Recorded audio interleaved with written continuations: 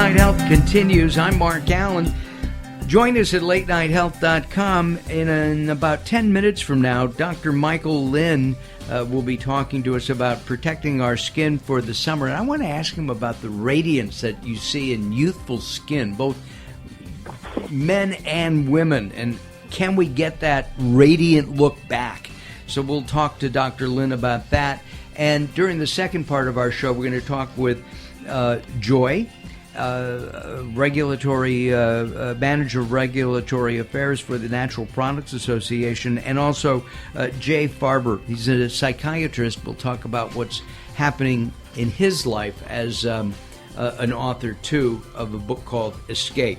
Right now, we return to Valerie R. Sheppard, and we find out how to be happy. So what's the number one tip you can share with us, Valerie, to make us happy? What is the one thing that everybody should be able to do to be happy?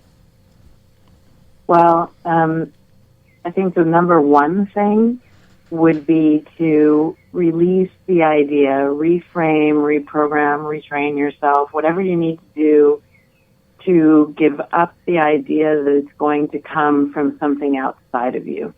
It's not going to be the next accomplishment. You're not going to find fulfillment and happiness there. Like the truest, deepest form of happiness is actually already inside you. It's deep joy. It's a part of the state of being you are as a divine being.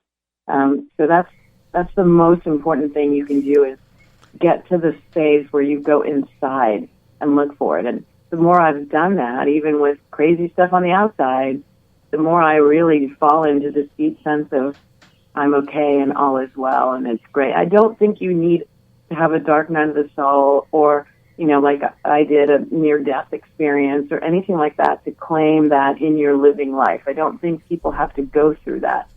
I think it just takes constitutional, focus. This is more true than me chasing after these external trappings, which bring excitement and lots of fun. I mean, yesterday I was at a blues festival with a bunch of friends, and yes, that was great.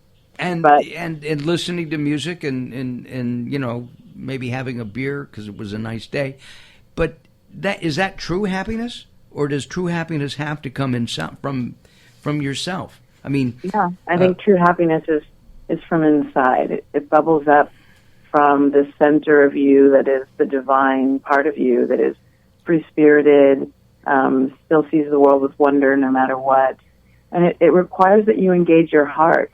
The head is not really the place where you're going to find happiness. The head really feeds us all kinds of analytical and comparisons, and it's totally a different space.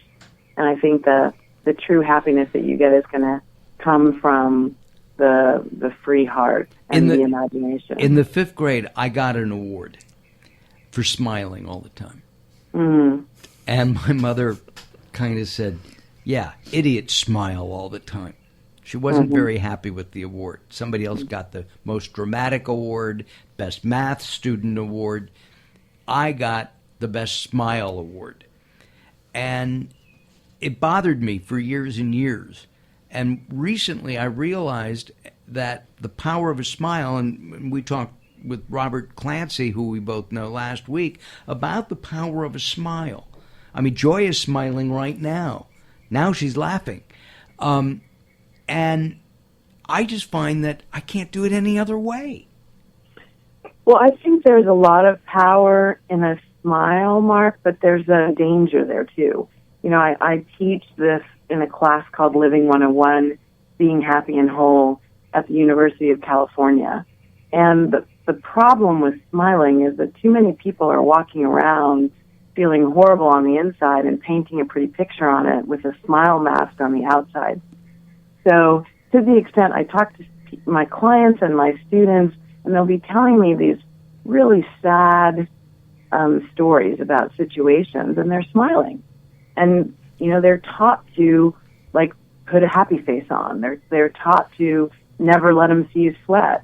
They're taught to, get over it and keep moving. And that's not where happiness comes from.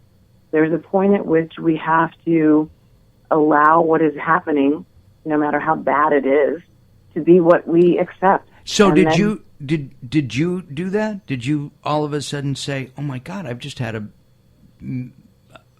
stroke"? I mean, you were saying you were laughing in the in ICU.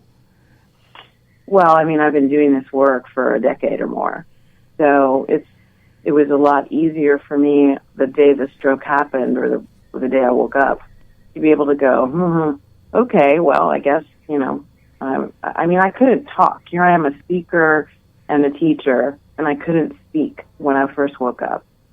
So it was kind of like, well, I remember thinking, well, if Stephen Hawking can do it, I guess I'll figure some kind of way to communicate. Wow. And then I went back to sleep.